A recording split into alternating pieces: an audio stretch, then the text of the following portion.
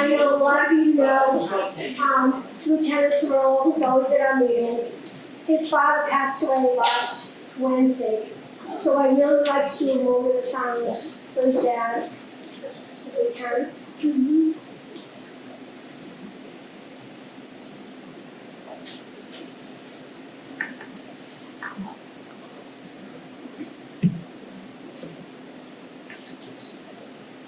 Okay, now I'm going to ask our District Councilor Stephanie Ponte. Please come up.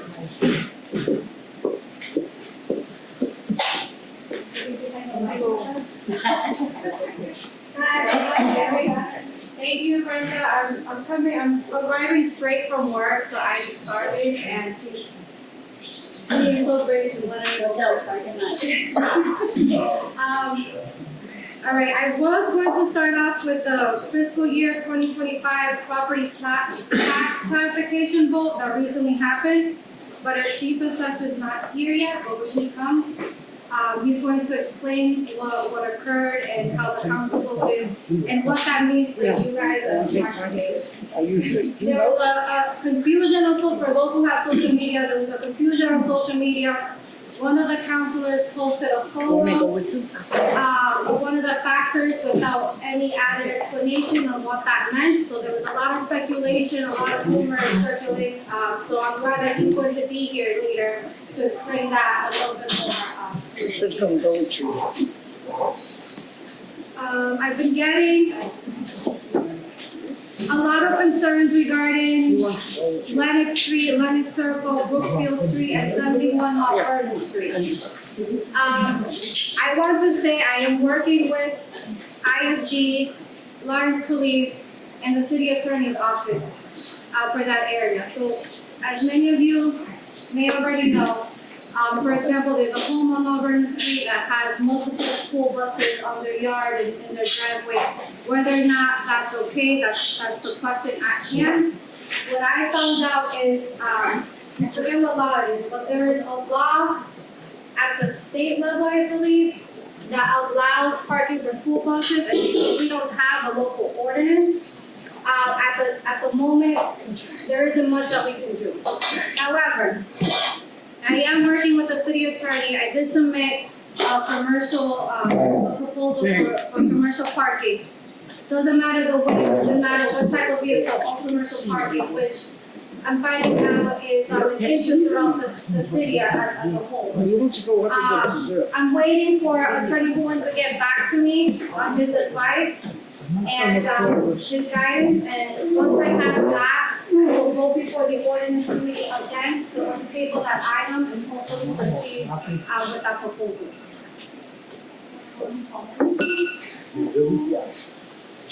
Speaking of also commercial vehicles, I've noticed, even like around this time, like 6 in the afternoon, sometimes at 8 p.m. or sometimes later when I'm on my way home, there's a truck that parks here on South Broadway. So I also submitted a request to put a no tractor trailer parking on all of South Broadway. That is in the ordinance committee right now. It was referred to Lawrence Police for review. Lawrence Police, yeah, that's the Lawrence Police. And once they go back to the ordinance with their recommendation, it will be sent up to the whole council for final.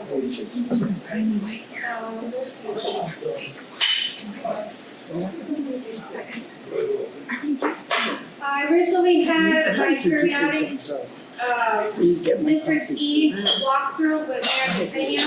We visited the firehouse, which I don't know if some of you know, it's not in the best condition and it keeps deteriorating year after year. The mayor has made it a priority for next year to see if we can fix the flooring of that fire station, especially now that we have a new water truck.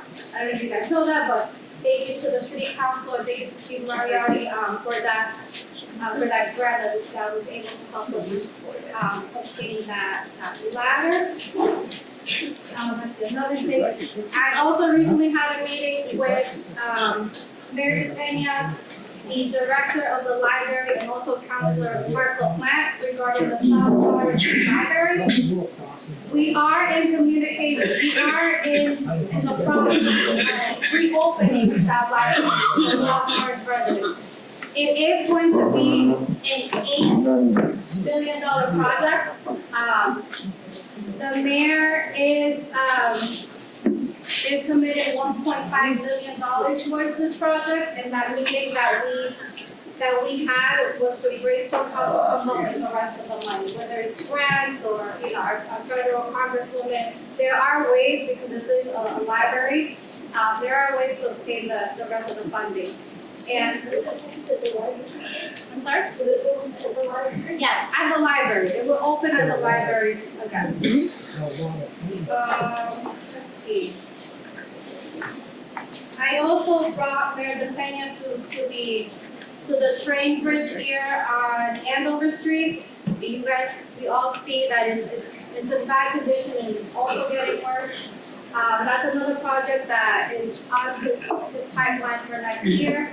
We also talked about, and I don't know how you guys feel about this, but I would love some feedback. We also talked about painting a mural on that bridge where the gray area is.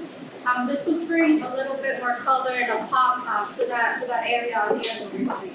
But that project may take a little bit longer because it is state-owned, not city-owned. But the first step was showing the mayor exactly what needs to be fixed and then thinking about the future, the long term of that project. I've mentioned speed reducers or speed bumps many times during our meetings, and I came back to you guys and pointed back that DPW was going to put in a capital improvement plan, a financial plan to include speed reducers.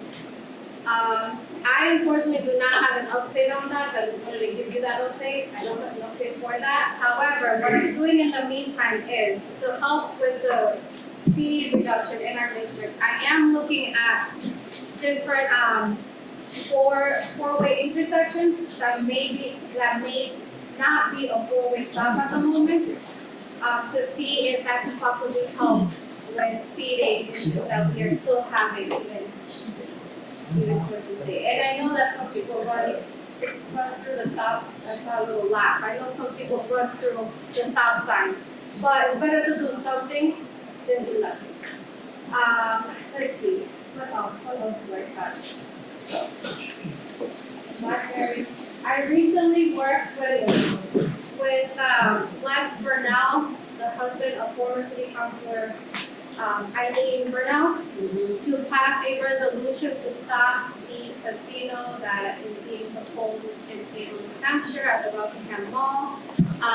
My point of view on that is we're already dealing with speeding, we're dealing with driving under the influence, etc. A lot of car accidents, that a few major ones happened within our district in the last few months. And my thought process, casinos we have casinos in the state, however, the ones that we currently have are a little bit further. And most likely than not, people going from our area take an Uber or Lyft. Whereas if there's one that's closer, 10 to 15 minutes, they're going to drive, have fun, do their thing, and then come back, and that could be that could be a safety issue. What else? We're looking into, speaking of speeding, the Public Safety Committee recently requested a new study to be done with a 25 miles per hour citywide potential ordinance. It's a potential. The last report that was done was in 2017. Obviously, a lot has changed within our community from 2017. We're going to see if that's feasible for our community. If not, we will look into other possible solutions for that. And I think that is it for me. I know we have some homelessness questions that came before me. We did invite tonight, well, Brenda and I invited tonight Captain Maurice Aguilar and Lieutenant Fleming to talk a little bit more about what's going on and the initiatives that they're proposing in front of the council as we speak. We understand that the main issue right now is in the business district, but we are seeing that trickling down to the residential areas, and they're here to speak more about that. I'm gonna pass it to you guys. And we have Chief Bonilla here as well, with support of the efforts that they have presented to us.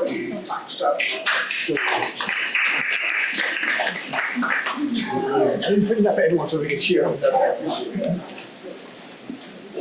Oh, yeah. Jane. Jane. Jane. Before they begin, I want to say something. The homelessness initiative and situation is truly a team effort. There's been a lot of chatter, if you have social media, on social media. I advise you guys to go directly to the source, which are these gentlemen right here that are handling the issue firsthand with their team, and do not believe any rumors you may, read online. Good evening, everyone. I'm glad that everyone's here today. I just want to talk specifically about that because there's been, with regards to what they call the homelessness initiative, because there's been a lot of confusion about that, misinformation. People just don't understand really what's happening. You mean live? There has been, we've had here, unfortunately, with the last several years, there's been a growing population of displaced individuals. A lot of them are coming from outside, a lot of them are not local. In fact, I think that anybody who drives and walks around here kind of understands when they see some of these people are from as far away as Vermont, other outer areas of New Hampshire, some from the South Boston area and the like. And some of the things that are drawing people in here is a lot of programs that we have in place to help our own community, homeless community, those that are suffering from substance use disorder, and even some mental health issues. Now, we try to distinguish to say that our efforts are not against homeless per se. Being homeless is not a crime. What results in a problem for us is the kind of stuff that we're seeing here. It's people getting harassed. You see it here. I live here, right here, right up the street from here. And when we go to Walgreens and we're trying to get our medication or try to buy something to people outside, some of the individuals have been a little bit aggressive with asking for money. Some of them, quite frankly, have been kind of scary. And unfortunately, some of those people are not people that you've seen here before. Some of them, like I said, are external.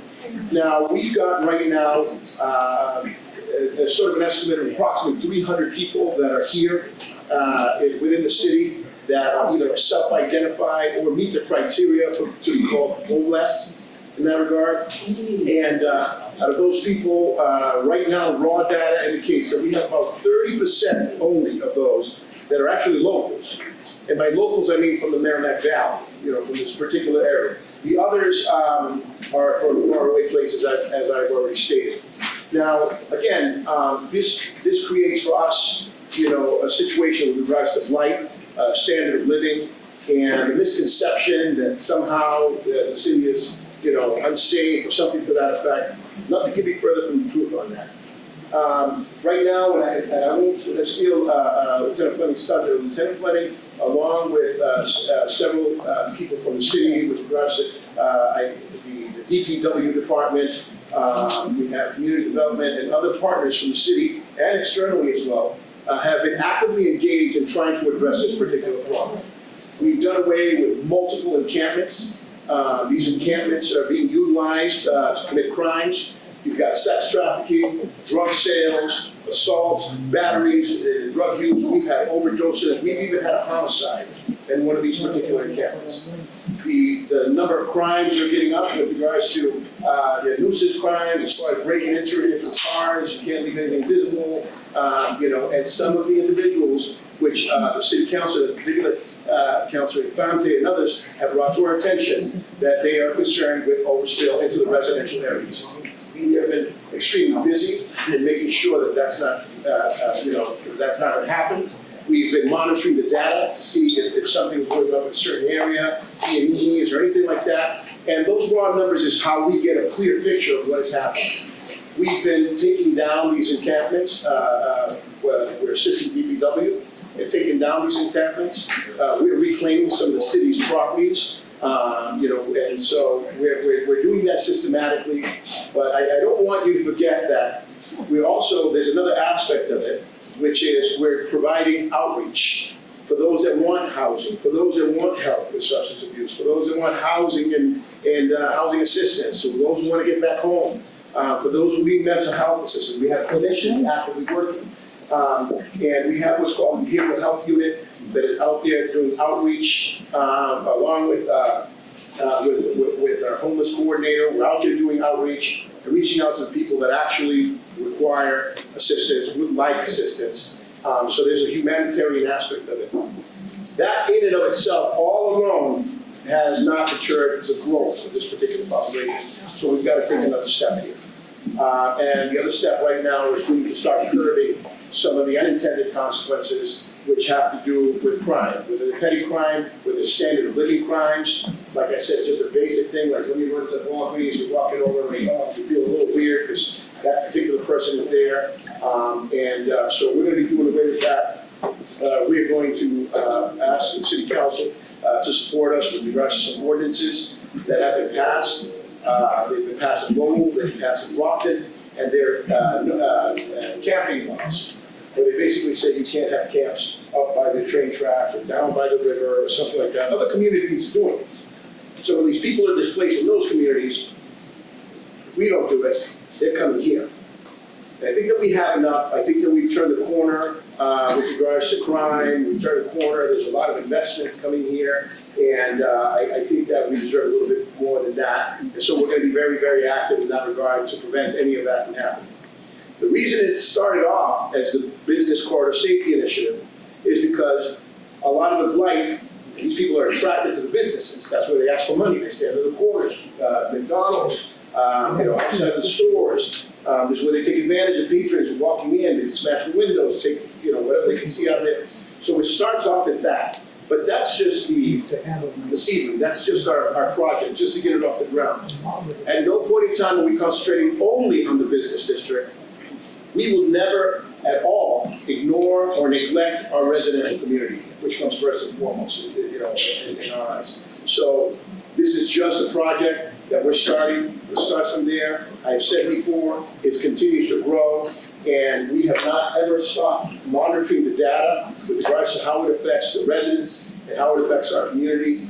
But I think that we deserve a little bit better as far as our own people, our own residents, our own children, our own standard of living, and it has to be addressed. We're doing it compassionately, but something must be done.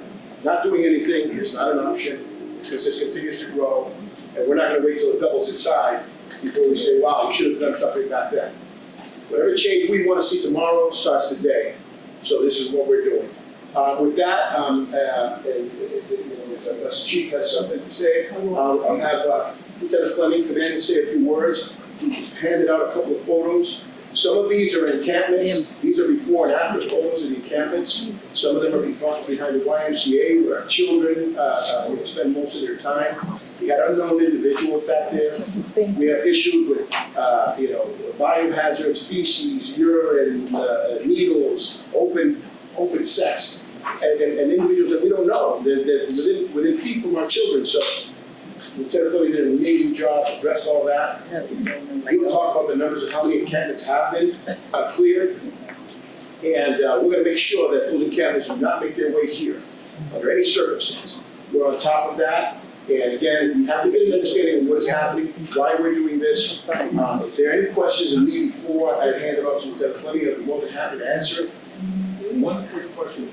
Is there a generic reason for homeless? I mean, You mentioned a couple of things, that's all encompassing. Why are people homeless? Is it sickness, lost their property? There's some overall envelope that kind of covers it all, but it's just really different reasons. The short answer to that is no. It's not one. When they say the homeless issue, this is a national issue. I always use the city of Los Angeles. They deal with a $12.6 billion budget, and they've been wrestling with this forever. It's got a lot of layers to it. Some of the issues that affect homelessness are mental health issues. As you know, throughout the nation, a lot of the psychological centers are closed, the psychiatric centers are closed, and they've kind of ushered them out onto the streets. Where are they going to go? I mean, they're out here. Some of them have to do, and there's greater occasion, that has to do with people who've lost their jobs or some economic reason why they have. Those are usually temporary, because we have people out there providing, information as to how to get housing, how to obtain assistance and the like. So those people usually help themselves out. Some of them are substance use disorders, and they'll flock to particular cities where that would facilitate that. Unfortunately, the city of Lawrence has several methadone clinics and free needles and everything that kind of supports that type of lifestyle. Unfortunately, we do it from a humanitarian perspective, but it's got an unintended consequence. And some of them, believe it or not, are by choice. Individuals who want to live outside, if you will, if you could. Individuals who take advantage of that lifestyle. They sell drugs in that lifestyle. They thrive in that lifestyle. That's the lifestyle that we choose. So there's many, many reasons to it, but no matter what, we have certain common denominators, which is what we're trying to address. For those that want help in that particular community, we're here for you. For those that don't, and want to commit crimes within our community, we got something for you too. So that's basically the answer to that. I appreciate that, because that gives some understanding of why it's a difficult task. Really have to get to the root problem, and it's like a big tree's got a lot of roots. I understand. I really asked the question. No, that's a valid question. Good answer, thank you. Now, the group is already meet with the patrols and the federal.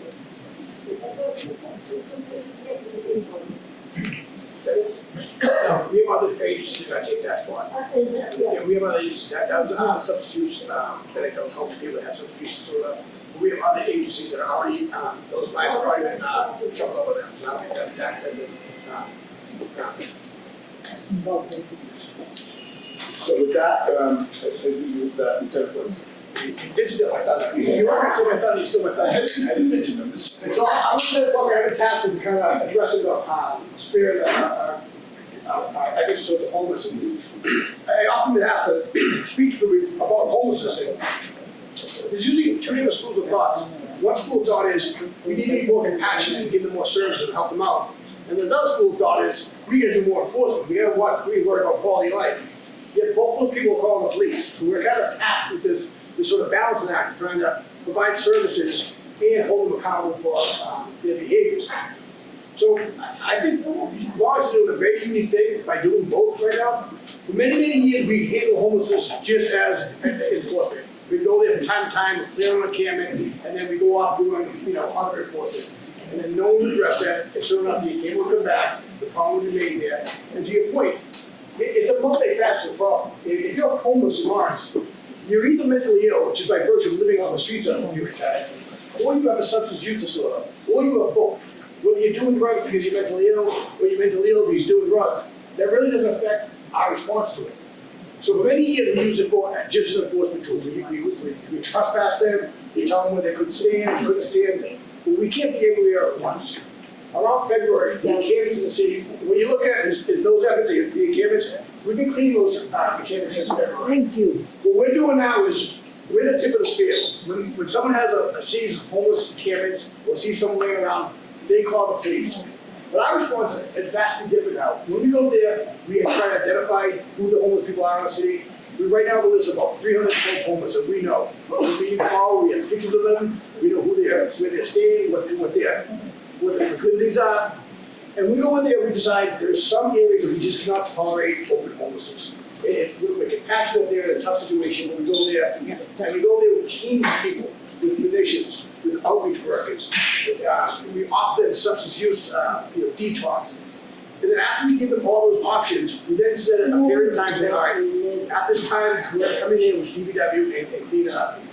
And then out of the DPW, we go in there, we clean the encampment so it looks pristine again. And then we go rely on patrol to enforce that area. So we do constant follow-ups to not allow those things to come back up. So we've been systematically doing that. We started off on Bay State Road by the riverbank. We moved up towards, we had a church on Water Street. We moved all the way up to Doyle Street. We did West Street Park. We did the rail trail over against South Bronx on Merrimack Street. We did that whole rail trail. We did the encampment by the train station. You saw there was a large encampment there by the train station. That has been all cleaned out. And we're now doing relentless follow-up so that we don't have any more encampments in those areas. We've designated those as we've absolutely not tolerating any homelessness there. That being said, when we did that, and we knew this was gonna happen, we've now displaced this problem around the city. So they're now kind of having small encampments everywhere. And our techniques are very simple. We're gonna go there, we're gonna compassionately offer them services. We try to mitigate their situation as best we can. We oftentimes give them hand warmers and services, and we offer them a way out. But then we also kind of explain that the certain behaviors aren't going to be tolerated. At that point, we ask them to move along or do whatever.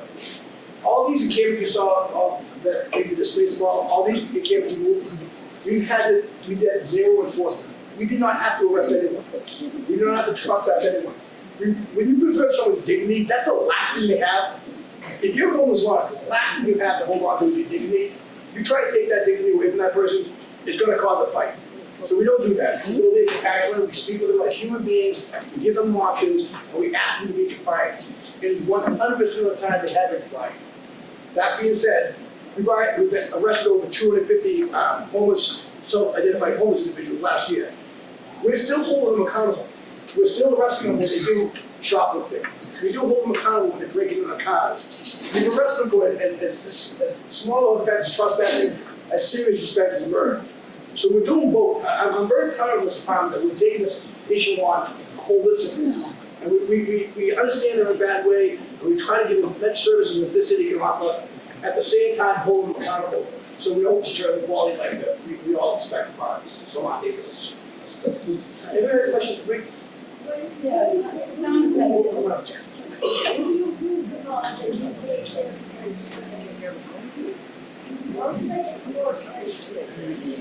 So, if they abandon the test, we do take the test. We don't take the test. A lot of times they'll take the test with them and go around. So if they abandon the test, we'll have the DPW go away. But there are agencies that do give out the tests, and one of the things we're looking at is trying to identify who's giving out tests, propane tanks. One of the things I would like to do is partner with those agencies and number those tests. So when they are abandoning the city, they're responsible to come back and clean them up. But again, there's a lot of agencies that are very well meaning, that give out these products to these people, and then they have no responsibility to clean them up after when they're abandoned. But that's a really good way to look at Travis says. Yeah, it sounds like you've done an extensive amount of work here. Where are you getting the funding from? Is this temporary, permanent? That's a fantastic question. We do this with partnership with the water agencies.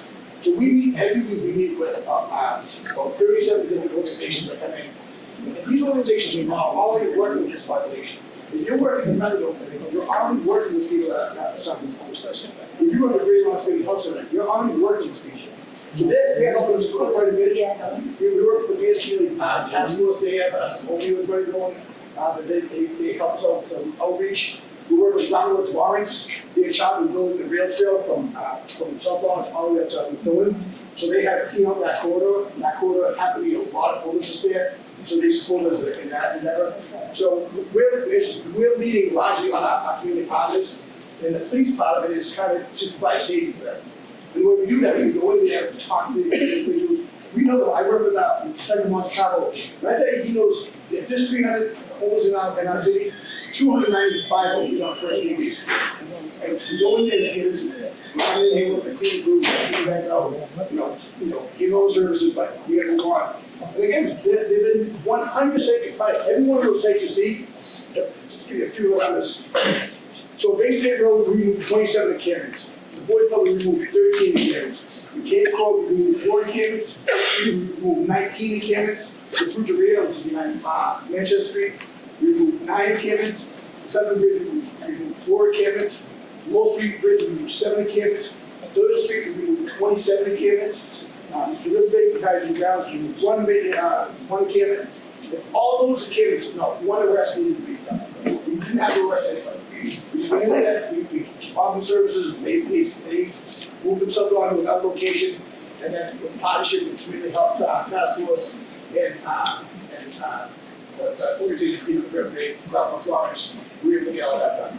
This is a lot, this is, if we don't stay on this, if we don't continue doing this, when we let this follow up and keep on it, it'll come back within 6 months. It'll just come right back. So this is a partnership, this is a long-term commitment, and we see that. Yeah, it's It gonna. sounds too good. When does it end? I think we're on board when we realize it needs so much work. We let it go for so long because the police went, well, this isn't a police matter. DPW went, well, this ain't a DPW matter. And it kind of just went, oh, look, everyone kind of thought someone else was dealing with it. And we realized no one was dealing with it. So now, you know, as a police officer, we realized we're not arresting away on this problem. So, but we're the first one to see the problem. So my goal is pulling up, is trying to get everyone on board, we'll all push in the same direction. Because at the end of the day, if we let it go for 20 years, DPW has a massive undertaking. Suppose we just stay on top of it, it's gonna be routine, it's just established, we're not gonna tolerate certain behaviors. And all be on the same side of it. All right, we'll go in there, we'll offer services, the services move out, we'll work with police officers, give them their parameters, the training will be enforced, DPW comes in, keep it up, and then we take it back that way, and start setting one out over.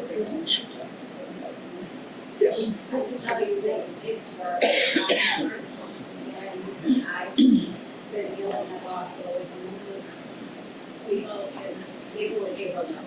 And they'll say, I gotta take the bus and to go to Haverhill because I can't go to Lawrence anymore. I have to go back to Haverhill now because I can't go to Lawrence. We work very closely with the door, and they say the same thing, they're like, I've been doing like, all right, do my part. The property on the south side of 114, roughly where Danny's Wrestling used to be, that state or city property. So that's state property? So you can't do anything with that. Well, So now it's so. so we're working, I've already reached out to the Mass Highways Department. And again, anyone that works for the state realize, you know, when the phone doesn't ring, I know it's gonna call me back. But I'm trying to get them on board. Again, our technique is to put more partners so we can have, you know, we should share the burden of the state property, about our neighborhoods. So, but we're that, you know, it's that point, and those one of the years we cleared out. But to be honest with you, we displaced a lot of places this time, we come back here. So we'll try to get, the Mass Highways to get on board, trying to figure out the independent person. Yes. Is Lawrence a sanctuary city? And if it is that sending the wrong message? I believe it is a sanctuary city, but I don't think it has anything to do with it. Other people come here for that reason. The good reality, most people come here in those situations because the drugs in the city is very, very cheap. We have a severe drug problem, you know, we have a drug state problem. And our task force, our drug unit, is probably the most busiest task force in Massachusetts, we're impressed with that. But again, I would go back to what you need to do now. Very frequently, our drug unit will arrest someone and call me and say, hey, I just arrested this girl for possession. She's got a really bad drug problem. It's kind of unique thing from a drug officer's perspective. Like, yeah, I can enforce the law, but having that professional compassion to say, hey, I want to reach out to her. And what's even more unique is now, I'll call down to Chivo Concepcion, which is my partner in crime, my partner at the courthouse, he's a chief probation officer. I'll call him and say, hey, can you let the court know this girl got arrested for, you know, trespassing or shoplifting, and she had drugs on her. None of us really care about that. We want this girl to get help because when she gets the help, she's gonna get arrested again. And the court's now trying to defer her into different facilities. They'll leverage her charges and say, listen, we won't punish you if you just go get help. Which is really neat now that the police are enforcing it and then triggering the same system trying to get that person help. So I'm really proud of the fact that we're not doing this alone. We've leaned on other agencies, including the courts, including the Mayor's Health Task Force. So there's a lot of people really working the problem. But the main thing with expectations, this is a huge problem. You know, people, when you say mental illness, it goes from someone who's severely schizophrenic, talking themselves, where someone's depressed because they're homeless. And that sort of, response to that has to be a wide variety of response. Someone who's doing, 20 bags of heroin a day, or someone who's just like smoking pot and keep out of the house, that requires a different response altogether. And the police response is really kind of going there, making it safe, and so other people with more, skill set, have the skill set to come in and address that. We have a lot of pilots working on this problem. When you call, that you have a solution for the Yeah, so we get together, we have a cold weather protocol, and when the weather drops below a certain degree, below dairy, we don't have certain satellite locations that they can expect a certain amount of time. The sad reality is the homeless shelter is built to capacity. It's maxed out. Every now and again, we'll call them, literally say, can you just put one more in there on the floor? But it's a terrible, terrible problem, because they're built capacity, and that goes from Havel, Lowell, Lawrence, are already filled. And the minute you suggest building a homeless shelter, they would look on my neighborhood. So how many do you have in Lawrence? What your last facility? we have Lazarus and the Daybreak shelter. Daybreak shelter holds, I think, like 50, What was that 60. now? Is that? Where is the Daybreak now? That's up off of Wall Street after that. Well, that was 19 was the 19 was the street. Okay, because that'd be a street. Yeah, how deep is that hole? 30, okay. So we have 32 that are allowed to be there, but we actually have 15 on stage. So, and for those who don't know, I came up here with doesn't know, this is Kelly Fraser. When I say I pull levers, when there's a problem, I say Kelly's the whole problem, I farm off to her and make her fall. Kelly, why don't you do stuff that we do? My name is Kelly Fraser, I'm the homeless coordinator for the city of Lawrence. I've been here for 3 years. It's a national problem, like everybody's been saying up here. I don't want to repeat everybody what they're saying. The problem that we have here is we have a lot of resources that try to help everybody. But again, you can't help everybody, you're not gonna be able to clean it up, so I understand the frustration when you see an encampment, you try to call the police, you try to have it taken down. Just try to bear with us, we are going one encampment at a time, shall we say. They've done an amazing job, and I wanna actually give the props and credits to the police department, who have been working very closely with myself and other agencies. And again, anything you guys have questions, concerns, you're more than welcome to reach out to myself as well. Thank you guys. Some music that you can do across the water, but sometimes you can't make that much. It's true, like we'll go to encampment sites and we'll offer like resources, meaning detox, hospitals, we have rooming houses that are willing to help us with the homeless as well. Not everybody wants to come inside, my number one thing, I've been doing this for a long time, I started in probably 08, 09, trying to help people on the streets as an advocate, I'm now the homeless coordinator. So another problem that we're coming across too is not everybody has income. So, rental prices around here are through the roof, as we all know. So some people are not addicts that you see out in the streets, they're just homeless because they can't afford the rents. But we try to help everybody together, and that's what we do. Like she said, you can feed somebody, but you can't, wait, how does that? You can leave a house of water. Leave the house of water, you can't make them drink it, and some people like to be out here, so it's a hard situation, but we are trying to work together to help them out. Thank you. Yes. Good evening, everybody. Manny Gonzalez. Kelly and Waste Force. It's one of the partnerships that you are counting on the community is great from Jim Lawrence, the pretty large community. I know that a lot of them support action with compassion, right? And I've seen this movement, it's a nationwide. It's never lost on massive gas, right? Everybody gets swept up, and then they come back. You did it at 114 by my house, and it's all the woods, and then they move across to the other side. You arrest them, they let them out the next day. So this is a more complex issue than what people may think about it. But I was wondering if the community at Faith was working as one of your partners that can be at the table with a conversation to see how we can find a solution for this, a long-term solution. I understand I feel bad sometimes. I even bring a blanket or bring a sweater or bring a hat or whatever, right? But we have to keep in mind what is the long-term solution to homelessness. It's a complex issue. I'm glad that we're on it because we have to deal with it. You cannot just take it down the street. It's a serious matter, and we got to deal with it. I appreciate you guys for all you do. On that note that he just said, you gave me a great idea, remembrance. As we go to fires, I also go to fires as well. And they become displaced because their house is on fire. Now that same person is paying $800 a month for a Crosby Street, $800 a month for a 3-bedroom. You're not gonna get that anywhere in the city. So now what happens is they become homeless. and our homeless shelters are all full, and, you know, that's how it starts, and a lot of work together, I think we're gonna work it, you know, it's a long stretch, but like it's nationwide, so here we are, let's all work together. And I think, May I answer your question? Yes, we do have the faith-based oh, community. We meet every Tuesday, a meeting with a lodge with 37 different groups, and the faith-based community is based there as well. So, yeah, we meet on them as well. Thank you, Lieutenant.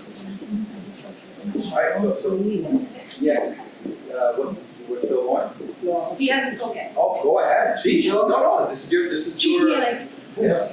Nice to meet you, everybody. My name is Felix Bonilla. I'm the acting chief of the Lawrence Police Department. I'm the oldest serving member, 38 years of service. Also, nice seeing you. You're still meeting. Nice seeing you.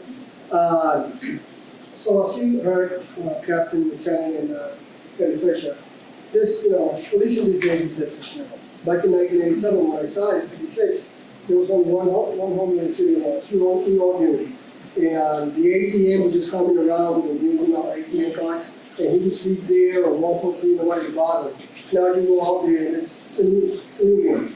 So that's only one thing of what we do. As you can see, we're like social workers with special powers. We try to help you, we try to work with you, try to place you somewhere, but the super really grind us, we become police officers and we have to arrest us. But, so we heard about that one.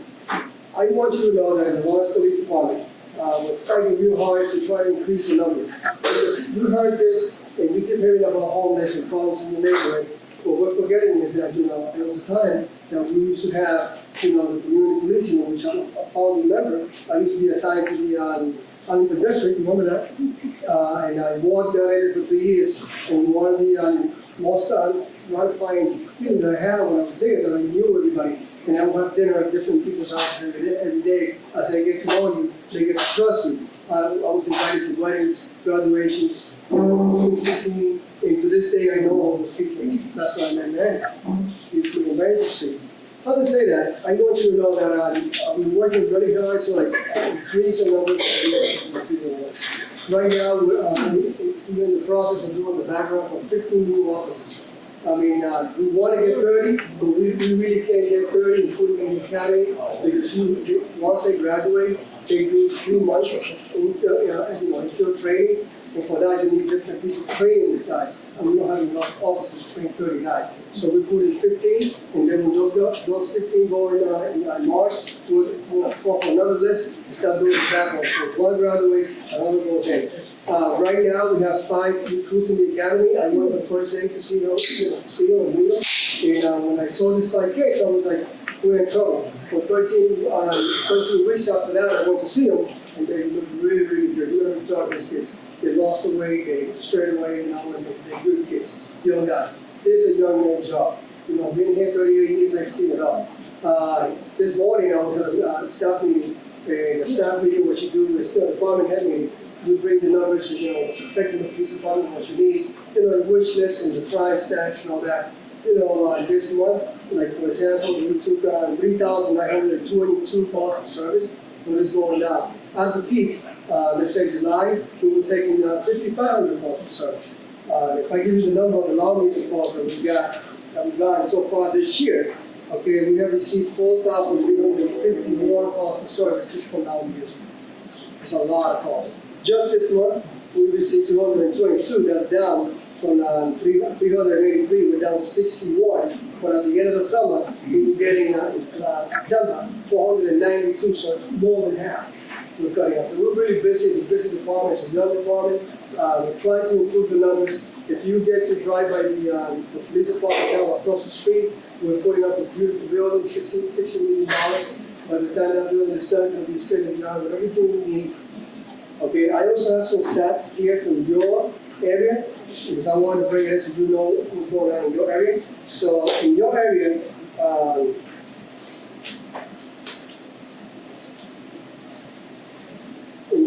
West Lawrence, we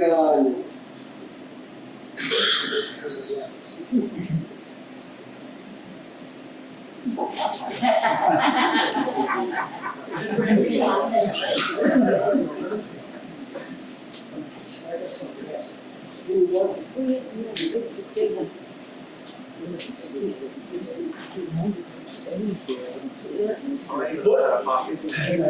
you already, I left those numbers in my office, I make it out. Oh, you got it. All right, so, noise calls in your area, for the month of, November 23, it's very low. So when you receive a call for like loud music, sometimes it's, it's not music, sometimes it's someone with TV on, or if you live in an apartment complex, like in the street, two people talking in the hallway, they'll call for noise. So 23 is not bad. Motor vehicle stops, 25. Auto accident, 289. And so, not a lot of action in your area. I know that we have done a few enforcement, and I gotta get those numbers, I'm giving it to Stephanie, so you guys, have it. If you have any questions for me, as you can see, we're busy. We're a busy department. I mean, I think we're in charge this year to receive between 45,000 calls and 50,000 calls. There was a time that Lowell, Drayton, Andover, and Northern Government doing combined together. We're not taking more service than the Lawrence Police Department. We're busy. We're giving you 100%. And I had a meeting with the mayor the other day, and she, invested in this police department, being 200 men department. As you can see, we got juniors, like Captain Aguirre, and we got, Lieutenant Fleming, and it's a young department. We got to look after these kids and bring them up and show them the way. One thing about the new recruits that we have is that they were born and raised in the city of Lawrence. They all went to school here, so they know the community. They know what we want them to do. So you'll be surprised when these kids talk to people, how much they take. They have the patience. Like me, I come from the old days, what I have learned. It's a different world out there, and, we have to be really careful how we treat our citizens. I like to be treated, just the same. So thank you. If you have any questions for me. Yes? So you have the police station the other day at the new police station for the speed. Embarrassing question I have to ask. Why was only a certain individuals invited? The EC family was not invited to the police station, but Duggan was, and that's embarrassing. Because those are my friends, and Officer EC, he was also an officer, and they're involved with the community, as you know. So I'm just asking, why was one individual invited, but not that? I wasn't aware. I apologize for that. I should have been aware of that. But we invited every officer, every retired officer, and some members of the department, are no longer with us at family. I don't know if they were included in the list, or we have the right information. Without checking, we'll apologize. They weren't. I asked one of the daughters, and she said no. So, we'll apologize for that. We should have invited. But there's a lot of retired officers. We have an open invitation for all citizens. Mr. Russell was excited. I know, but I didn't go, and I didn't know that that he was only the center of attention, meaning the top. And Okay, I'm looking into that. To me, that was like a slap in the face. You know that I do day remembrance for the murder victims, even though it wasn't about the murder victims, he also was an officer. So what do I do this? Let me talk to Officer Cuddy, who's in charge of that, because I know the people was there for a week. He didn't, because I didn't reach out to him. I talked to him. But this is what I can promise you. Okay. When we did that vacation at that corner, okay, I asked the family to give me a good picture. Okay. Because I'm gonna put it in the phone over to the police department. Okay, along with other officers, Paul, Nuri, so We have the picture that was taken with the vacation. yeah, but he was like in the road, that's the Yeah, office. that's the best. Okay, I But get that's that. not what I'm talking about. I'm talking about the dedication over with the beam or whatever. No, I I understand. asked the daughter, I was like, you said, why didn't you like, no? So this is going round in circles. So what we're hearing from the chief is he's gonna look into it to figure out what's going on. And at least I appreciate that chief, that you're gonna call the family and, have a conversation if it turns out that they did not invite. Like I said, I didn't realize that when we were invited, I know that we invited everyone. And the people was out there for a week. Some people went the first day, second, I was going the last time. So I want to give people space. Fair enough, I just brought it up. No, thank you for bringing it up. Because they're actually friends of mine, so I just thought of it. No problem. Any other questions? Thank you. Welcome next. For those of you who don't know me, my name is Pavel Payano. I am your state senator, former at-large city councilor, former school committee member, and I represent the First Essex, Lawrence, Methuen, and Haverhill. I see some former city councilors, former school committee members here as well. Thank you for being here, and thank you obviously for your service to our city. I have a couple of things to report since I have the police department behind me. One of the things that I work on, which I didn't know as a first-time senator, what I was told was, hey, there's this thing called the police staffing grant. I'm like, oh, I know what this is. As a city councilor, we approve those grants. And they said, like, yes, and by the way, this money comes from the Senate. The Senate's the one that advocates for it. So depending on what you're gonna get, really depends on the work that you do. So that was a lot of stress on my shoulders on day one.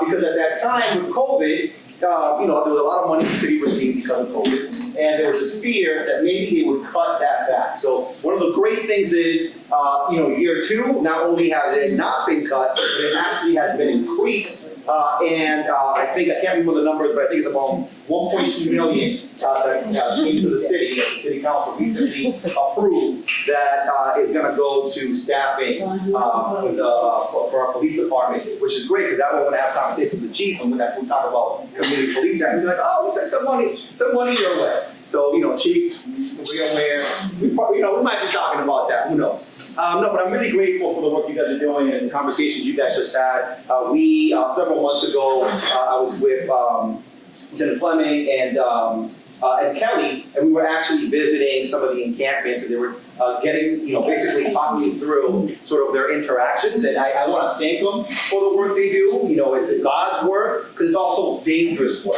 As you walk into some of these places, you have no idea what may happen. The first thing I told Kelly, Kelly, please tell me that you're not going here by yourself, because knowing Kelly, she would do that. She's like, nope, I'm being escorted by a police officer. I'm like, well, thank God. So thank you guys for that amazing work that you guys are doing. Some quick things we just passed. We technically are in informal session. People think it's vacation, but it is not.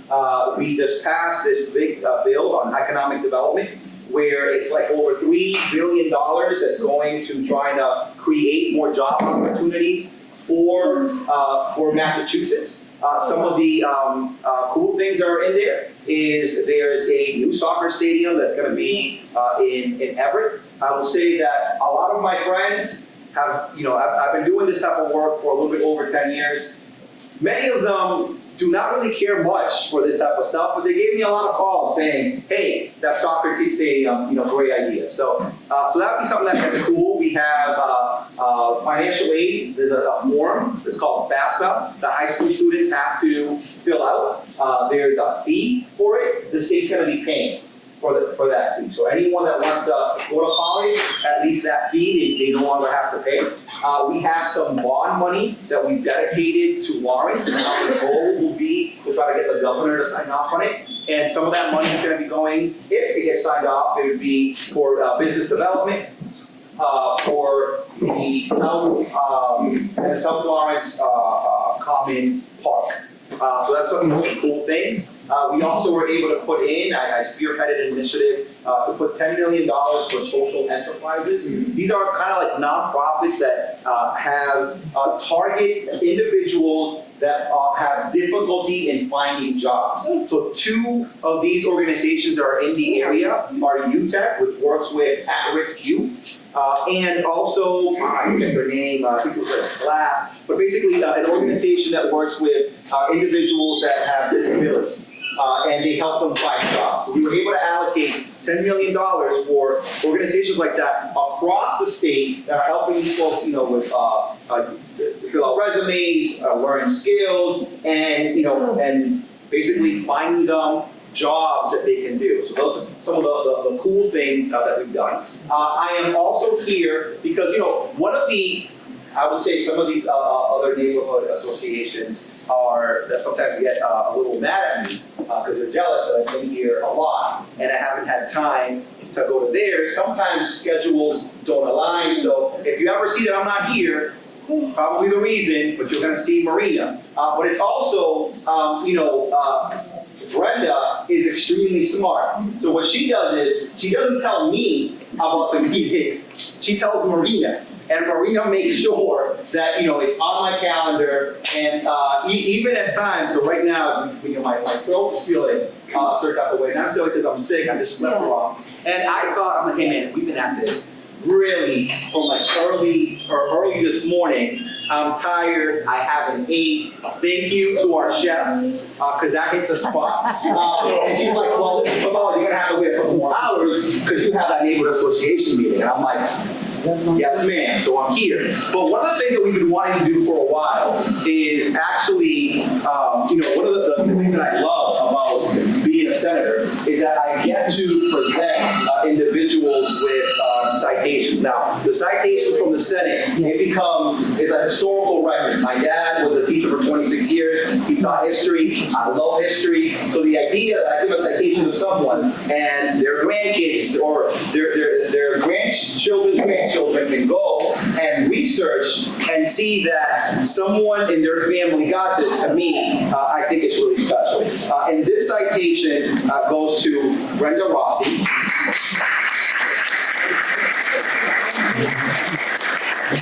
For your exemplary contribution to the community of Lawrence as president of the South Lawrence West Neighborhood Association.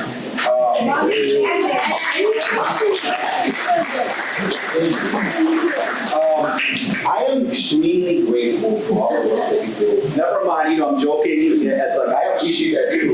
Making sure that people like me are aware that this goes on. But also, I know the hard work that it takes to make sure that something like this is alive and keeps going. So thank you, and I hope that in the future we have like 20 or 30 Brenda Rossi's. Imagine how the city would look if we could do that. So thank you very much. Thank you.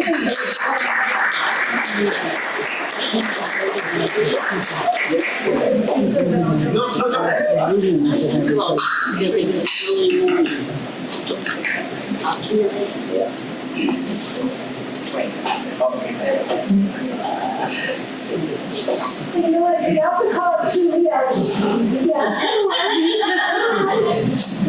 She's been with us since day one.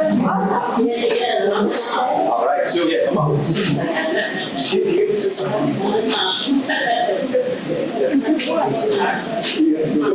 Okay, I gotta go, I get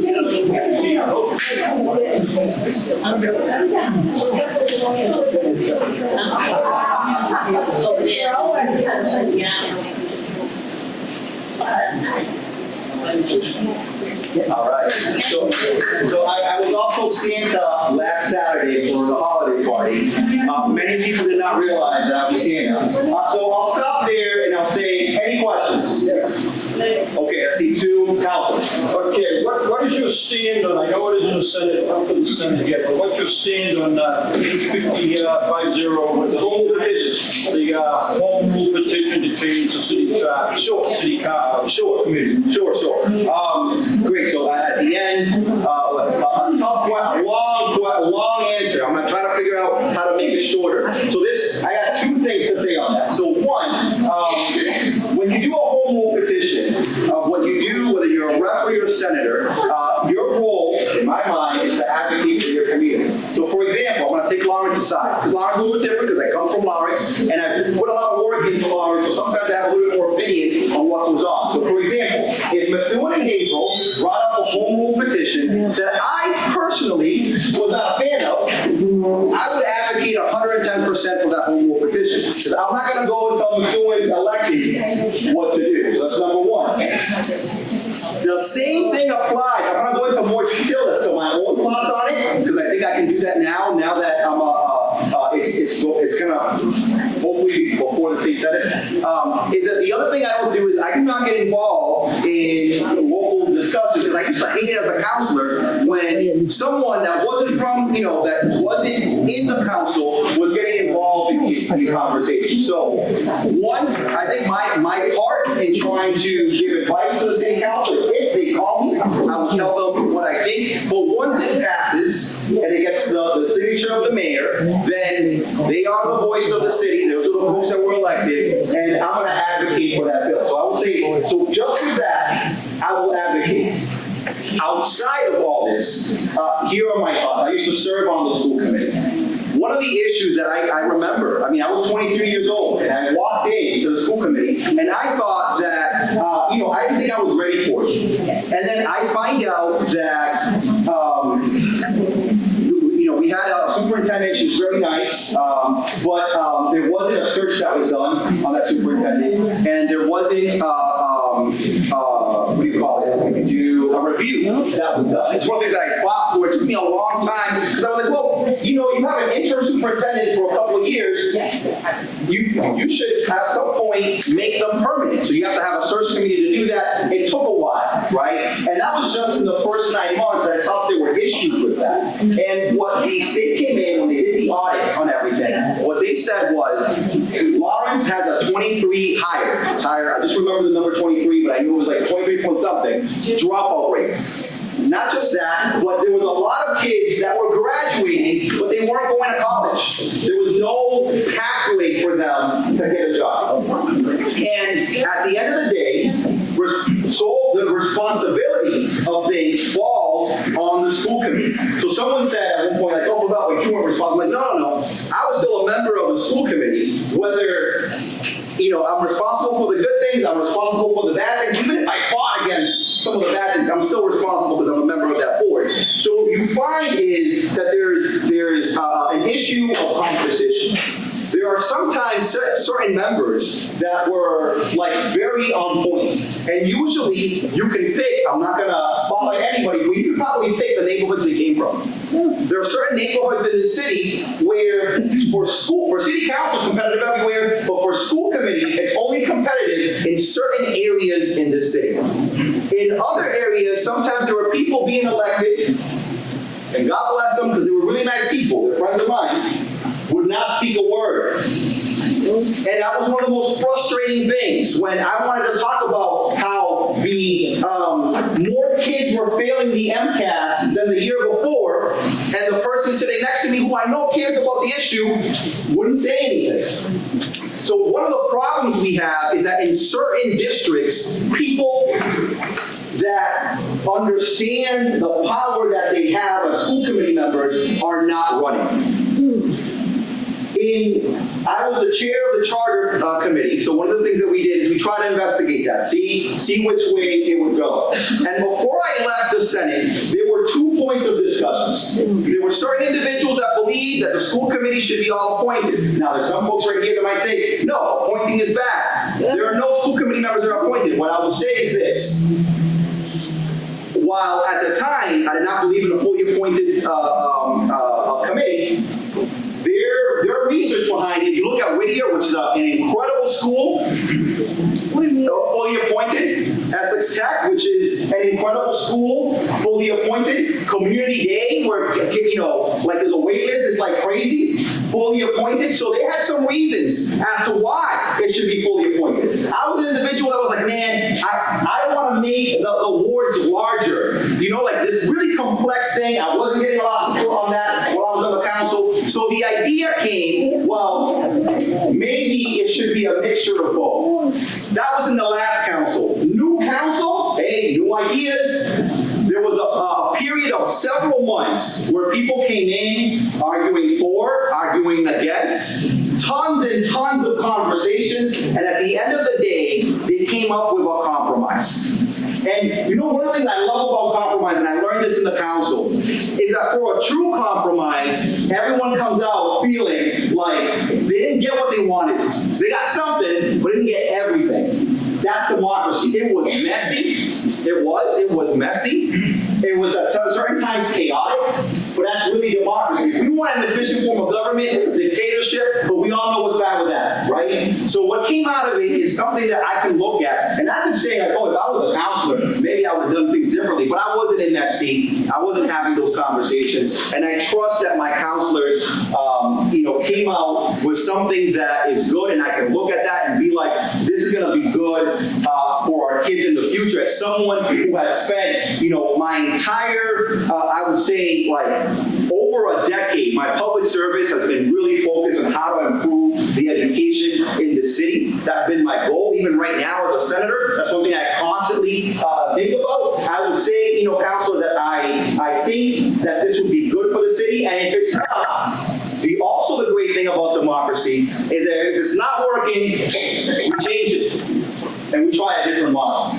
But I'm a big believer that district school committee does not work. So I'll say that. And I'm a bad politician because I don't like doing PC stuff. I tell people exactly where I'm at on different issues, knowing that there's probably people in this room that disagree. And what I would say is anybody that wants to have further conversations on it, I could talk about education for hours. I would say, Council, I don't want to just completely sit on this topic, but go ahead. All I'll say is 5 years ago, I testified before the Haverhill City Council. They had, at the time, an at-large school committee. And all of the at-large members came from one area, okay? Which meant the rest of Haverhill's a big community, they got screwed over. I explained how use the same districts that you have for your election, your city councilors. Just that they changed. They went to a district school committee. I don't see how. Let's put the bottom line. Yeah. One man, one vote. Yeah. That's the bottom line. That's the Constitution. Yeah. So we still have one man, one vote, sir. No, I don't. You do. You got. So I'm only elected 3. And you're electing 3, but you're electing a city councilor. And if you do not like the city, the people that the city council appoint, then what you do is you get rid of the city council and you put someone in there. There has to be a way that we make sure that what happened before doesn't happen again.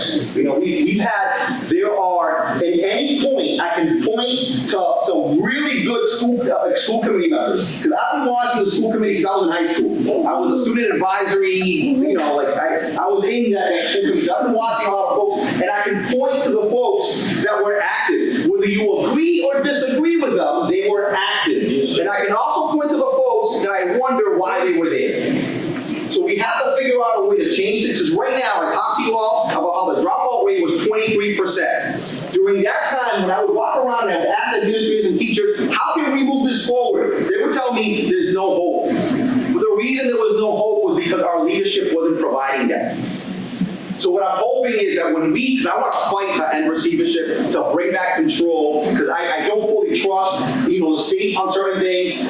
But if we do that, it has to come back in good hands, because I do not want, right now the dropout rate is 5%. I don't want that increasing. Right now, we have programs that you as Lawrence residents should be proud of. We have an early college program. I remember my first year, I brought this up. I wanted it for 10 kids, and I was laughed at. Now we have over 300 kids that are going to Northern Essex, that are going to Merrimack College, and their classes that they're taking in these colleges are counting for their high school degree. So they're coming out with a year plus of college credits. Think about how much money they're saving.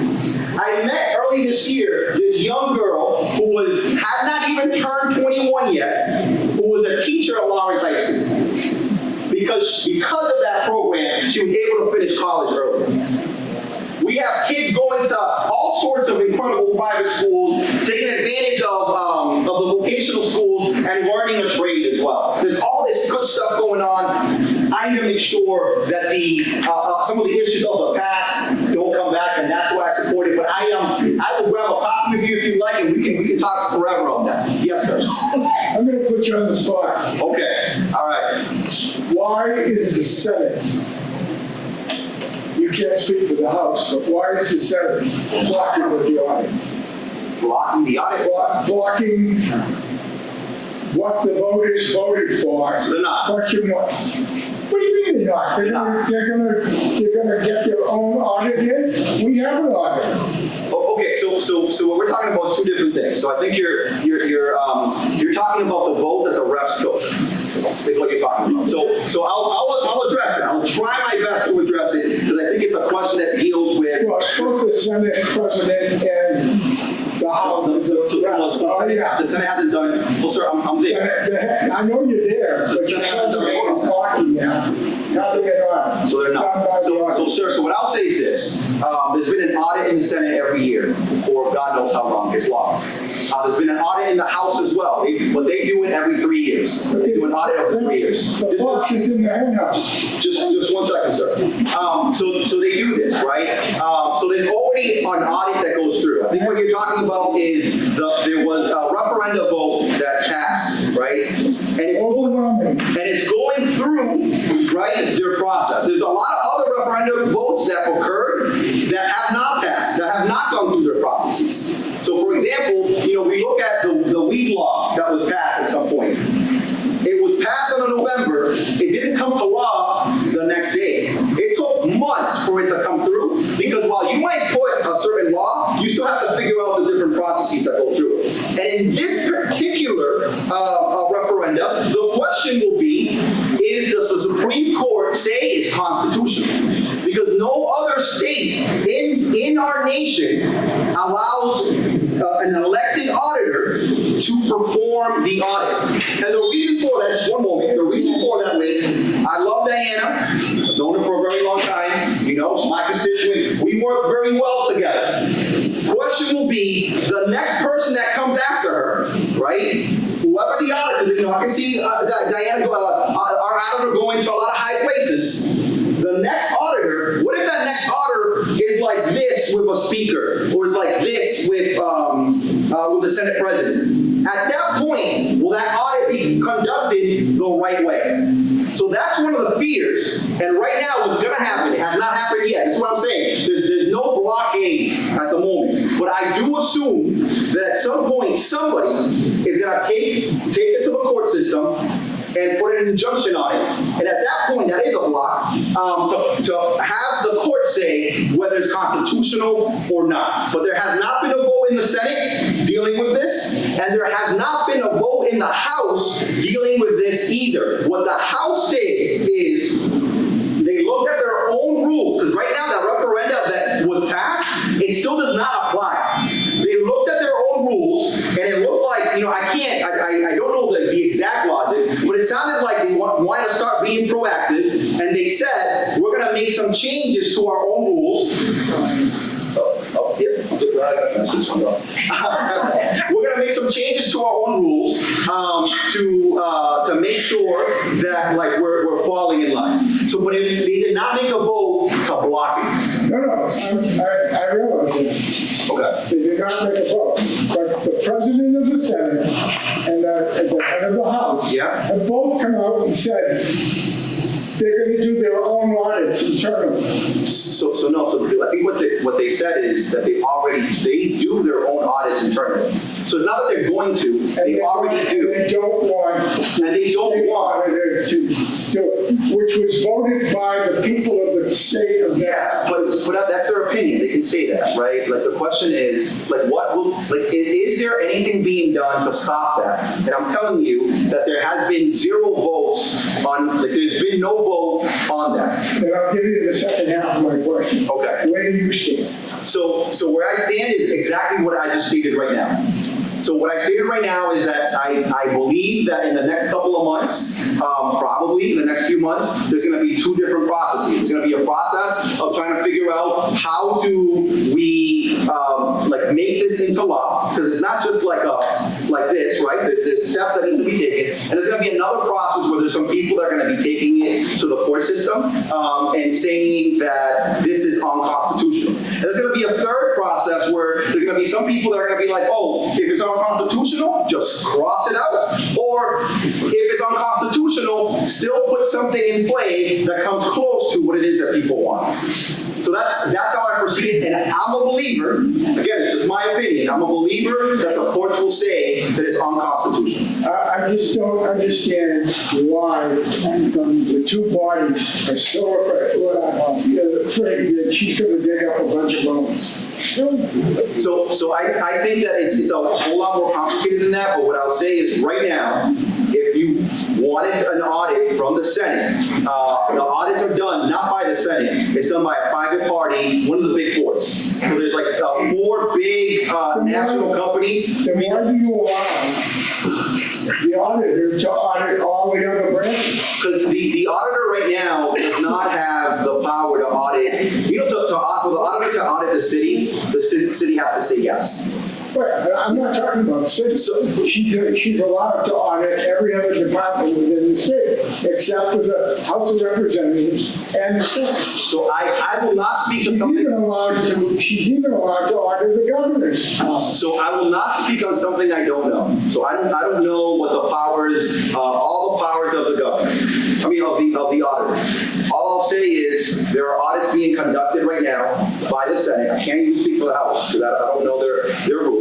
I will also say that the Senate hasn't done, at the moment, hasn't officially taken any stance on this. And what I'm assuming is as the year comes through, we will start having conversations on it. And I also, the other piece, even though we might disagree on it, my thoughts are it's going to be taken to the courts, and the courts are going to say that if not all of it, certain parts of it are not constitutional. So I hope that answers my question. But again, at any point, we can talk further on that. And I'm free, I'm a kid from the block. There's been many times that I've gotten some knocks in my head by Brenda, by Rich, by other people that are here, have told me what's up. I am completely fine taking that, because at the end of the day, one of the things I appreciate about everybody here is that if you're here right now, it's because you care about your neighborhood, you care about your city, and while even if when we disagree, there's one thing that we can all agree on is on that. So I'm being told I gotta step out. I hate stepping out when there's more conversation, so I feel free to talk to me later. Come on.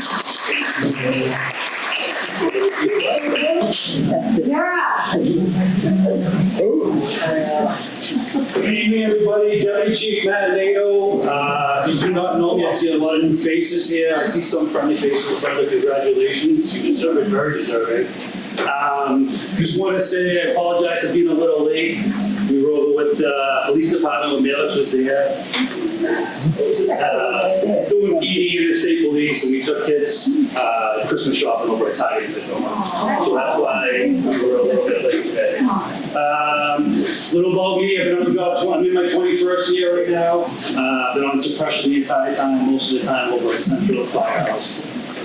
How you doing? I haven't seen you since Thanksgiving. Happy holidays. Just go over a couple of things real quick. The calls for the year, we're at 7,600 calls. This month, we're at 750. To break it down, some things I have here: medicals 288, MBA 67, elevated traffic 8, brush fire. Our brush fires was 8, and 2 structure.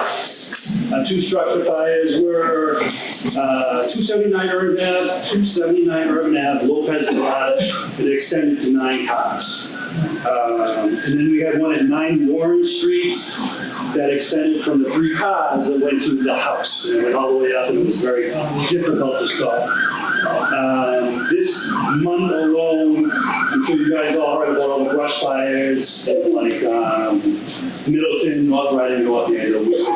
We went there 19 times. So in Middleton, we were there for 2 weeks. North Andover, multiple days. Haverhill, we had a couple structure fires. We just went somewhere yesterday in Haverhill.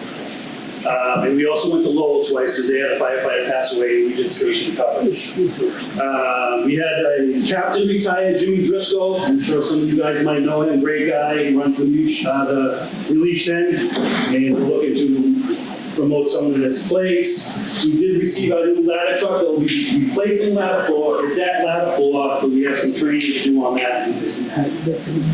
Old ladder 4 truck. Juan's piece, Mandy's piece. Our transmission blew, so that's getting fixed right now. And we are trying to get another pump for engine 6 to replace engine 7. That's really all I have for you right now. Any questions? Anybody else? Can you tell me what's going on with the relief then? They started? I'm not on the board, I'm not really sure. I think that's still in the works. I really don't know. That's a separate entity from us. I know the firefighters own it, we all have a share, but we're not, it's on that board, so I don't have any say. I mean, if you want to give me your email or something like that, I can find out, and get back to Actually, I you. can find out. I was just curious if you knew. I didn't, so I mean, tell me if I'm wrong, I believe it's gonna be like a mid-rise, and there's gonna be another, you said. Oh, I know it's gonna be, I just don't know when, I'll tell you this, it's frustration because I know that we wanted to train on it, and so we want to allow the guys to cut the roofs over and just do building construction and training and stuff like that, we could. And we're being held up because of conservation. Someone retired on the board, so they couldn't get us a permit or something like that, so we had one wrong. And so that was keeping us from it. It drives me bananas, because we go everywhere in the city, tons of people do work without permits, but we can't do anything on our building that we're trying to tear down. but you're in the flood zone right there too. Right? I am not sure of that, so, You are. so. That's all. I think the bigger fight that was happening was when Councilor LaPlante got involved being in the district, was people concerned about traffic and road. And what was all those departments gonna do for that part of the neighborhood? We enjoyed the building, we renovated the building enough, but I'm not on the board as well. Stop told that we really don't have much say. We understand that there are departments and will be been bought by the community put up a fight in terms of what is this going to do to the neighborhood. So we lost. Can I just interrupt you and then talk about the fire department? I know you guys are familiar with Lieutenant Dishon, he comes from the Marines. His father was a firefighter for 30 years, about 30 years. So Lieutenant Dishon was one of the commanding officers in charge of community policing. He goes to his father passed away last week. So he goes to the meeting next time, extended analysis. You guys all know what this is. Anything else? Well, happy holidays, guys, from my family. All right, let's talk about tax dollars, because I know you guys are all interested about your taxes, your property taxes and all, and what's going on with that. I'm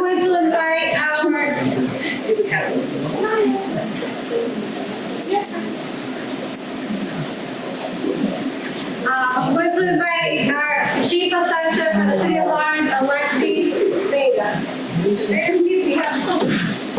Thank you, everyone. I speak softly and low, so I'll try to do my best. If you can't hear me, just raise your hand. With the mic in there. The mic's only good. So, last week, Tuesday evening, we held our annual tax classification. This afforded the city council the ability to vote on the tax rate. Council has already voted on the budget in June. And in their budget, they increased the tax levy, the amount of money we raise in taxation by Proposition 2.5 plus new growth. So the assessors estimate the new growth during the budget season in February. We project what's going on with the building permit, what's going on with new construction. Anything that fell off the tax rolls, fell onto the tax rolls from exempt to taxable. So we projected, and then we have to use the tax rate. So we projected the new growth would be around $900,000. As long as we hold, everyone sees the new construction out in the city of Lawrence. It's fascinating. New growth was certified by the Department of Revenue at $1.4 million. City council has decided to increase the taxes yet again, another $500,000. So they wanted to capture the entire new growth plus Proposition 2.9. That will increase your taxes. That's the budget. That's the levy amount. The assessors are responsible for taking that levy and dividing it by the property values of the city of Lawrence. The DOR certifying the city's values at roughly $8 billion. That's all of the residential, commercial, industrial, and personal property values. We divide it so you have one single rate. The city of Lawrence doesn't have a single rate. So city councils have a vote, and they took a vote to shift the tax burden from the residential property owners to the commercial. The maximum allowable shift by law is 1.75. So 1.75, you multiply multiply that by the commercial valuation of the city of Lawrence, which is roughly about 20%, 80% residential, 20% commercial, that's commercial property. You multiply the two, you come up with a different shift. Now the tax burden is roughly, let's call it for even numbers, 46. 60% of the tax residential homeowners exceed 85%, I'm sorry, the levy amount is around $88 million. We'll pay, on tax line, we'll pay 65% of the tax burden. The rest is shifted to commercial investment versus property. That's why I'm here this evening to let you know that the state certified our values this morning, around 11 o'clock. The new residential tax rate, which is the lowest in the history of the city of Lawrence, is $8.80. So take a picture of it.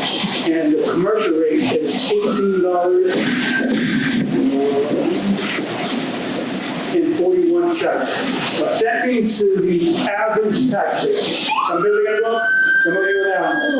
For a single family home, the average tax will increase to be $207. The condos will increase $157. The two families will increase $326. The three families, $167. The commercial, $607, and the industrial, $1,567 annually. Not monthly, annually. So, with that being said, taxes increase across the Merrimack Valley and the state of Massachusetts has increased significantly. Lawrence has the lowest, one of the lowest tax bills around. So we're getting our biggest bang for our buck. And our property values have skyrocketed. So if you own properties in Lawrence, you have a tremendous amount of equity and valuation, so you guys should be happy about that. If anyone has any questions besides valuations, also administer exemptions and working on side, so any questions on those are more happy. I got a letter that said we have to come into the house because I have permits, but everything I had permitted is for the outside. Windows, solar panels, gutters, everything. But you want to come in. That's a great question. So, part of valuing property is to determine exactly what's inside the home. So, I understand it was just an exterior permit, but we also have to conduct a cyclical inspection. So, every 10 years, the state mandates the assessors across Commonwealth and Massachusetts. This turn is on. And we have to try to get the entry to your home. So we see a permit, we look at every single permit that was issued for calendar year 2023, for fiscal year 25. We've done that. For 24, what we do is look at for fiscal year 26. So you're part of the cyclical inspection, so your property record card, it'll probably say that the last time you were at your home was roughly 9 to 10 years ago. So we will conduct a full measure list, we'll put a tape to your house, take a new picture, but however, if we can gain entry, because we want to have accurate data. It's a 3-bedroom to 3-bedroom. Basement's finished, it's finished. It's just for accuracy. So, but the opposite happened. The last time we were there, the basement was finished, but then we had flooded, so now it's not finished. yeah, so that's where you notify the assessors. So that'd be a great opportunity for us to update our property record. So another great point is if there's any inaccuracies with your property record, all our data is available on the assessor's website. Please, just make a phone call and we can come in. How late in the day do you guys come? So another great question. So we're at 8:30 to 4:30, just like every other business. So that's our data collector. We can make an appointment for Friday. Try to make it out on Friday and try to get our data collectors out to you. Right now they're in the Mount Vernon area. So whatever time is best convenient for you, we can try to get in there. When I said 8:30 to 4, that's just our data collectors. The city hall is open Monday, Wednesday, Thursday, 8:30 to 4:30, Tuesday, 12 to 7, and on Friday, so 1:30, those are new hours. Is that letter supposed to come via the mail? When we're knocking on doors, we can put it on the Right, because it specifically says it's supposed to come in the mail. And I received one, but it was not through the mail. Yeah, this is our So data. I didn't bother with because it says it's supposed to come through the mail. Where did it say it's supposed to go? It was either in the letter or it was on the website. Yeah, so this was folded up in the mailbox, and somebody had come by. Right, where are we on the field? Because I thought it said that it was supposed to be mailed.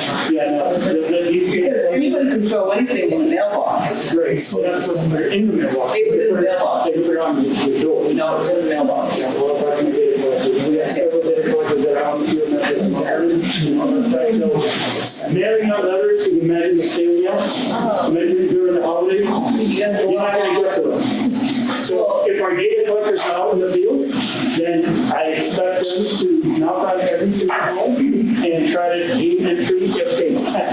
If you're on the list, I mean, I don't even think anybody knocked on my door. oh, you have to knock it. Because I would have known it's from home. And if I'm not home, my camera would have picked up. Give me your address and I know. I don't know what you address. All right, there you go then. Oh, yes. When will the applications for the various tax abatements become available? And do we have to walk into your, the assessor's office to get them? Or- Great question. So on your next tax bill that's going to go out January 1, you'll see in bold letters, in English and Spanish, the application are available in the assessor's office and on our website. Not just the City of Lawrence's website, the state's website as well. It's the Department of Revenue. It's real estate or personal property tax abatement, which is an appeal on the value of your property, not your tax. Assessors are responsible for valuing your property. We just allocate the tax burden. Chief doesn't fit you, you can call us. 525 Andover Street. 30 days from January 1st and February. Real great house. If there's a snowstorm. It's a little tiny one, but we Send that date. And at the office by 4:30. I'm more interested in the veterans, the widowers, the senior citizens. When are those applications for abatement going to be available? Excellent. That deadline for any statutory exemptions for seniors, veterans is April 1st, 2025. That's due deadline. That is because the last opportunity the assessors have to discount your taxes for that particular program is April 1. And those are due May 1. So April 1st is your deadline. You can do the abatement to discount your taxes. You can go in now. If you haven't filed your senior exemption, veteran exemption, please stop in the office at any point for me to do that for you. You have the option. As a person that's been going around talking to people, I know that they saw what we're doing today, what they did with the tax, and it's all Lawrence. And the same what you just said, that Lawrence got that into the private city, and the other court is going to be well built. Different cities do it, how they feel is the right thing. Who is on character on that part. I just want to make sure that they were comparing this, and why Lawrence putting the burden on the single families while doing it and we're not doing it. And I just want to at least educate the community that they'll listen to, hey, the single families are going to be, they're dumping everything on us. And you are involved, and I think more one of the highest shares in the city, so I don't mind paying taxes, I don't mind paying more, especially when you're paying for the right reasons, the right services. But I just wanted to at least be able to tell people what it is that's going on. There's a lot of people that right now are taking that paper, they're going out of portion. Just recently educated me on this, on why. All right, so what Manny's referring to is, and that tax sheet that, when I spoke earlier about the reason why Chief Assessor would be here tonight, because there was a sheet of paper, a table that was shared on Facebook without further explanation of what that data entails. On that sheet, you will see that with the new classification factor, single-family homes appear to be paying more taxes than the three-family home. But that's just the increase. Now, if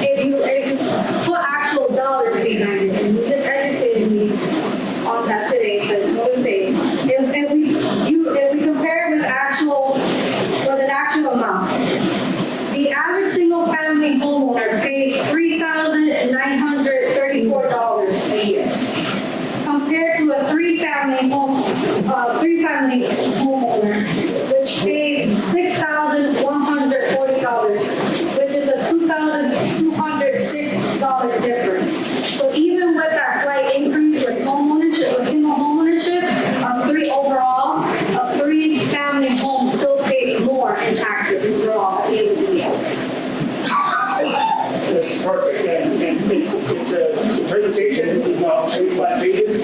When this picture was posted, it's just one page with no explanation. Yeah, And- it was blown out of proportion. Yes. The administration was being blamed, the city council was being blamed. It was, It's blame me. let's blame this guy. It's due to the property values. Okay, not all of the percentages by class are gonna go up the same rate or the same percentage.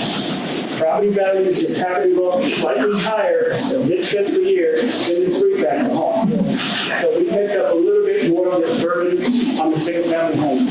That, on top of single-family homes, are the largest class of properties in the city line. We make up about 4,300 parcels. Three families make up about 1,900 parcels. You know, the difference in memorizing numbers, because I was working in the office before I got here on the tax bill. And I just ran some reports, and the property values of the city of Lime and single-family homes are $19 billion. So we make the biggest class, and we pay the biggest burden of the property tax. Thankfully, during the classification hearing, the city council is alleviating us from the tax burden by shifting the tax burden to the commercial, industrial, and personal property. So we are blessed in two ways. One, when the council decided budget, it's basically to the bottom of the barrel. This is the first time we've raised taxes. We have about $13 million in excess of the capacity, which means we have not raised taxes to our fullest capacity. Like the one with Andrew, they have, they're right there. We have $13 million in excess. So we haven't raised taxes. This is the first year. So that's a blessing in itself when you do the budget, and also the tax shift. They shifted the tax burden for the max every year to save us. Lawrence tax rate, it's all the problem. We have money, but they shift the tax rate. We're blessed on that. Any more questions? Thank you very much. Thank you.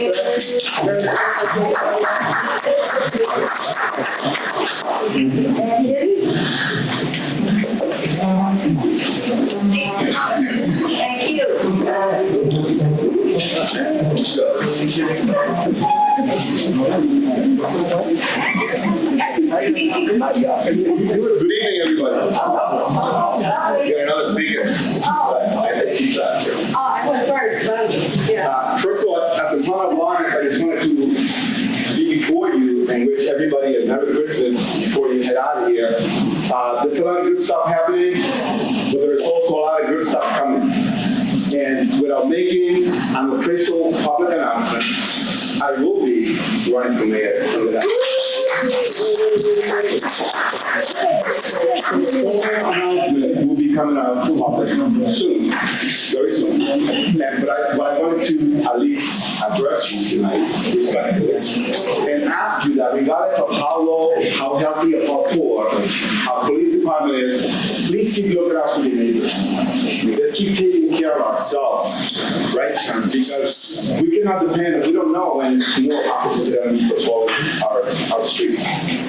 You saw a couple of ambulances coming by here. That means Lawrence Sheriff put a substation for the ambulance down here. So now I work at a station down here on South Broadway. Now we can combine and respond, providing better services. Before the complaint was that it was taking us to your medical emergencies.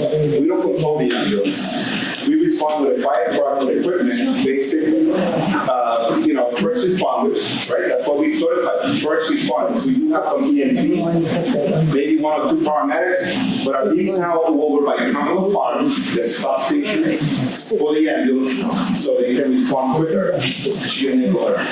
But honest to God, I just wanted to at least address you and wish you a Merry Christmas, a Happy New Year, and let's keep taking care of ourselves. Let's keep tolerant. We stop shopping. There's a lot of craziness going on the road. So give yourself some time. Don't get involved in too many fiascos for anybody. No road raging, and be blessed. For me, for my family, to you. That's all I got. From the Heal Lawrence program, which I usually come and speak to you about fires, we've been pretty blessed. Not much to report. We still helping those that come across, and we still putting people out in the hotel when they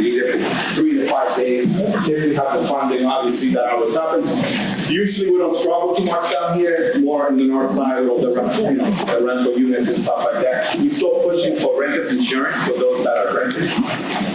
And help us carry that. When you talk to friends that rent, they let them know that it's must. You must.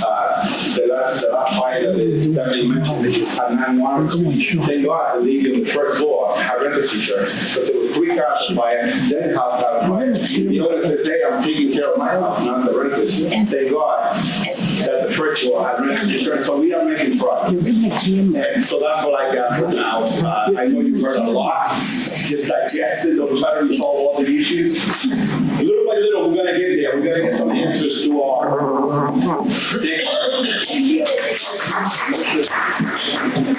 Happy holidays.